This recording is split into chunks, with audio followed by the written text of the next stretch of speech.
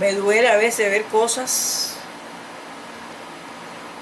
que dentro de la misma educación tiene sus problemas, que son producto de direcciones de escuela, de metodólogos, que he visto de cerca y he escuchado de cerca. La falta de exigencia. Es muy importante exigir. La infraestructura educacional está muy mala, las escuelas, por ejemplo, el tamaño de las clases, que debe ser entre 15 y 20, eso por supuesto no hay casi docentes, las aulas están muchísimos, 30, 40 y más niños o adolescentes en las clases, y también es una cosa que complica con el proceso docente educativo. ¿Cómo ves los tiempos de hoy en el sistema educacional? ¿Cuál es la diferencia que ves con su tiempo y el tiempo de ahora? Ahí mismo, el respeto, la formación, la educación. Comparando los tiempos míos como estudiante, los tiempos que me tocaron vivir, con lo que estoy viviendo ahora, lo de mi hijo, este estudiante de secundaria, sí creo que han cambiado mucho y no para bien. Hay quien va a la escuela porque tiene que ir, pero no porque tiene un interés. Además, otras veces dicen, no, ¿para qué voy a estudiar esto? Si en definitiva no soy bien remunerado, y entonces se van a trabajar a otras cosas, en el mejor de los casos. En los tiempos que viví, todo el mundo quería estudiar, todo el mundo quería tener un 12 grado, era el interés de cualquier estudiante, ¿vale?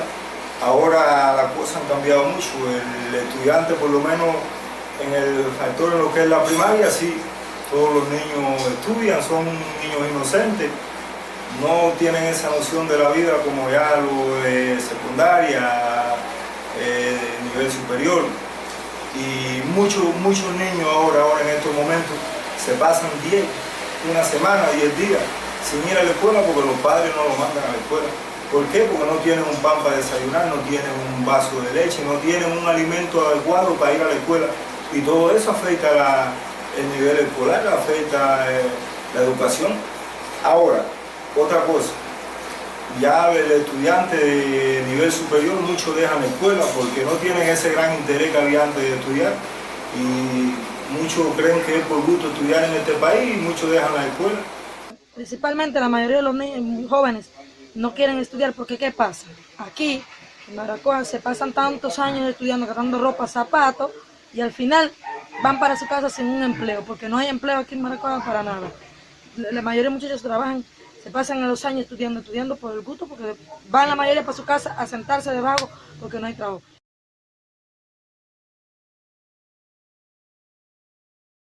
Durante muchos años, Fidel Castro necesitaba aislar al país, a la isla, y lo hizo. Cortó toda forma de intercambio y conocimiento a través de información o medios, cualquier vía. Cortó la posibilidad de que los cubanos miraran hacia el exterior, leyeran hacia el exterior, interpretaran o tomaran lectura de proyecciones que venían del capitalismo o de cómo funcionaba el capitalismo. Así que hacer esto fue uno de los elementos importantes para aislar a la sociedad. Así se introdujo un programa educativo para ir inyectando de comunismo, de fidelismo, o sea, de adorar el culto a la personalidad, a la figura principal, de manera que todo empezó a marchar y a andar, la actitud de la gente empezó a caminar en función de solo lo que el papá Estado o solo lo que la figura de Fidel Castro decía e informaba. En los círculos infantiles tenían que aprender matemáticas sumando la edad de los líderes de la revolución, sumando los años de la revolución con los años de lucha por la independencia en Cuba, y así aprendían matemáticas. De esa manera por supuesto, no se enseña matemática y sí se logra adoctrinar a la sociedad cubana. El adoctrinamiento era el centro, la institución central junto a todas las instituciones de transmisión cultural, junto a la prensa. Pero una cosa muy importante es que se impuso una versión historiográfica al servicio, porque en Cuba no hay debate historiográfico. Es la historiografía que le conviene al régimen y es la que se le impone a la universidad. En todos los niveles de educación, desde el preescolar hasta la universidad, no solamente hay unos matutinos politizados, no solamente cada vez que hay un acto político, a los alumnos cierran la escuela y los llevan allí, gústale o no le guste, a los actos de repudio de los opositores. No han hecho actos de repudio como alumnos de la escuela primaria. Una sola vez, que era una conmoción tan negativa en los padres que protestaron enérgicamente. Todo ha cambiado y esa es una de las cosas, que ahora en la escuela te enseñan una cosa y en la calle aprende otra, por lo que estamos viviendo, por la situación. En primero, igual que el concepto de revolución debe ser de cambiar todo lo que debe ser cambiado. Ahora te lo dicen en la escuela y en la calle le escuchan. ¿Y qué se ha cambiado? No se ha cambiado nada. Y por eso es que van cambiando las cosas que nos enseñaban antes, que la manteníamos, pero ya ahora ningún niño puede mantener esa enseñanza.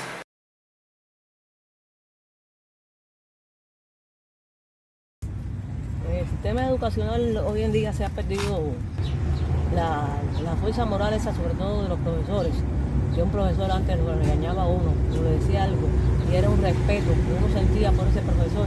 Y si por casualidad le decía, le voy a dar la queja mañana a tu papá, uno quería que la tierra se lo tragara, porque tenía respeto, porque tenía vergüenza. Se ha perdido eso, sinceramente. Es doloroso, pero sí hay. Yo considero que por culpa de los mismos padres, que le han quitado la fuerza moral, el respeto ese hacia los profesores, de que si un hijo comete alguna falta de respeto o algo con un profesor, no son capaces de decirle eso que hacían a los padres antes. Tú tienes que haber hecho algo. Si no le dicen, no,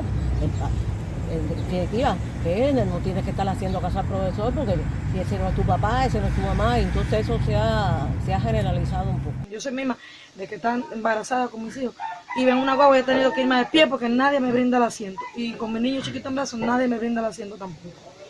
Eso es por falta de educación. No quieren ser maestros por eso mismo, porque parece que los padres no educan bien a los hijos y van al colegio y le han perdido el respeto a los maestros. En la casa es la primera escuela. No es culpa de los maestros, es culpa de la familia, que las familias no educan bien a sus hijos. Cuando sus hijos ven que sus padres roban, ellos roban. Cuando los padres ven que el hijo anda por un mal camino, dicen, van por un buen camino. Culpa de la familia, que la familia educa así a sus hijos. La educación es un bien inmaterial, pero muy importante para una nación. Y lamentablemente el sistema de educación en Cuba, hace mucho tiempo, llegó a lograr el rol que se espera, aún antes, con el adoctrinamiento, pero por lo menos la parte cognitiva, la transmisión de los conocimientos, llegó a funcionar más o menos medianamente bien, aunque siempre los que iban a estudiar el pedagógico eran los alumnos de menos promedio, etc., pero funcionó, pero ahora sí es el desastre, y eso está teniendo unas consecuencias en el presente y las va a tener aún más en el futuro, consecuencias fatales para la cultura. Precisamente retornan y después exigen más a esas personas como nosotros. Y entonces a los jóvenes no le exigen nada. Los jóvenes siguen siendo los jóvenes, y porque a mí me pasó. Y entonces la exigencia era para el que cumplía realmente. Por eso te digo, a veces la misma dirección tiene culpa de muchas cosas, metodólogos. Por eso yo lo sufrí aquí en Centro Habana. Y entonces la exigencia para que la escuela salga bien cuando hay una visita es con los maestros de mayor experiencia, que al final no tiene problema, porque de mayor experiencia va a seguir dándolo todo. Y el que ama la educación lo va a seguir dando todo, no tiene problema. Pero exígele a ese joven que tú estás formando. Pues tiene que formar, pero también tiene que exigir. No es solamente decir no a esto, pero también tiene, que chequear, ver lo que están haciendo, que no se hace. A veces el director está sentado detrás de un buró y se olvida lo que pasa después de las 2 de la tarde, o 1 de la tarde, lo que le pasa en las aulas.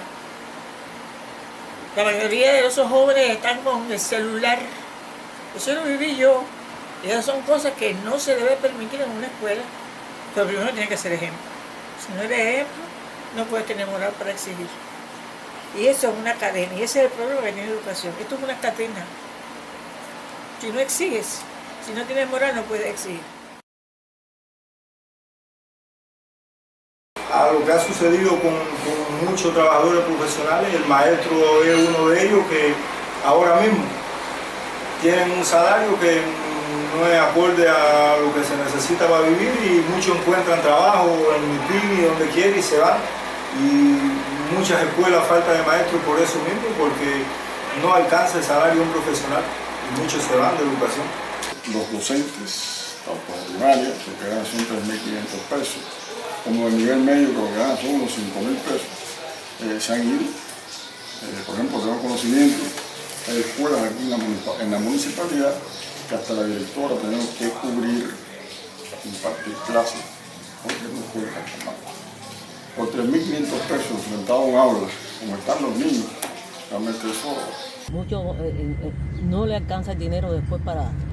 Y entonces, bueno, dice, tienen el sueño ese de irse porque ellos piensan o creen que allá van a sentirse mejor, van a ser mejor remunerados, van a tener una casa, van a tener un carro, van a tener etcétera, etcétera.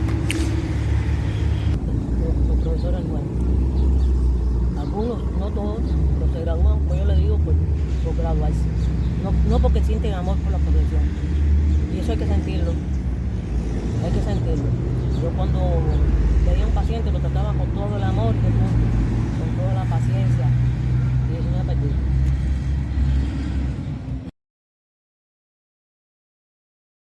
No, fatal. Los apagones afectan mucho. Imagínate tú que un niño que no duerma lo que tiene que dormir porque no puede dormir con la calor, el mosquito. Imagínate tú, ¿qué puede aprender un niño? Dormido en la escuela, porque se duermen en la clase, no cantan lo que tienen que cantar, no entra el aprendizaje. Y a veces no pueden ir a la escuela, porque con apagón no se le hace el desayuno, miles de cosas que afectan el apagón. ¿En qué escuela estudia tu hijo? Bueno, mi hijo estudia en estos momentos en Nueva Paz, vive en Nueva Paz y estudia allá ahora, vino de Oriente para acá. ¿Qué tal le ha ido el año? ¿Cómo le fue? ¿Cuáles fueron las mayores dificultades que tu hijo tuvo que enfrentar en el curso que terminó? Bueno, esa misma que hemos hablado ahora, el apagón, la merienda a la hora de ir a la escuela, que también ha tenido que faltar en la escuela, a veces no ha habido un pan, no ha habido... Y es la economía y es la situación que está viviendo todo cubano.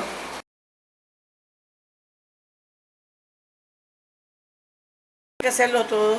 En esta escuela donde yo trabajé aquí en Centro Habana, tenía que limpiar, tenía que llevar al niño al baño y al mismo tiempo estar al tanto del niño que estaba en el aula. No era una locura, era sube, baja escalera. Bueno, yo me enfermé de la rodilla y tengo problemas de sinusitis. El niño, las aulas eran chiquitas, había unos pasillos inmensos. El receso no podía ser en el pasillo, tenía que mantener al niño en el receso dentro del aula. Ahí merendaban, ahí lo hacían todo, ahí estudiaban. Entonces se boteaba refresco, el maestro buscaba la frazada del agua limpia, todo era el maestro.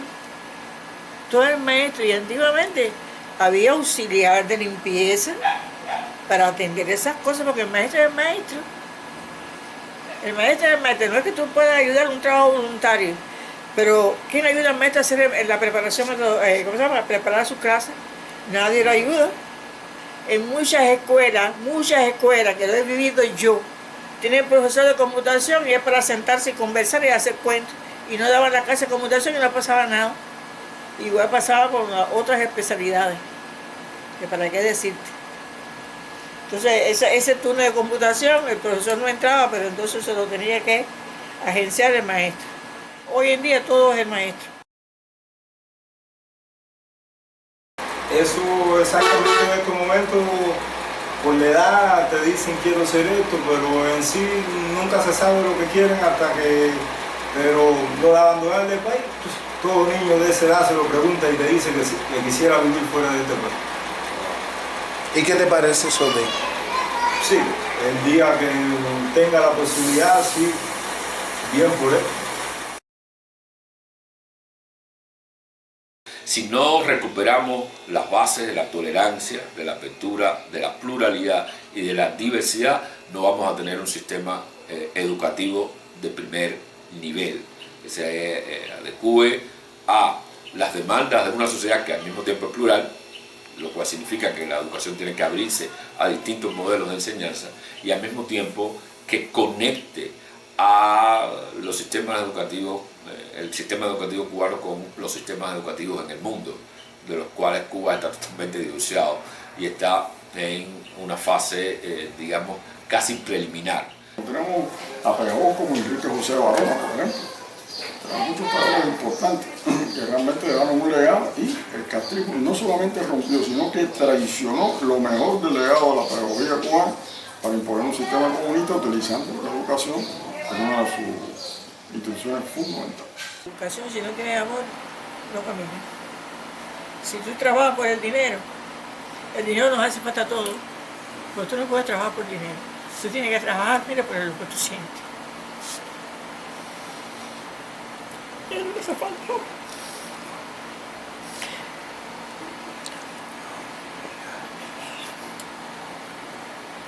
Es lo que hace falta, ¿ves?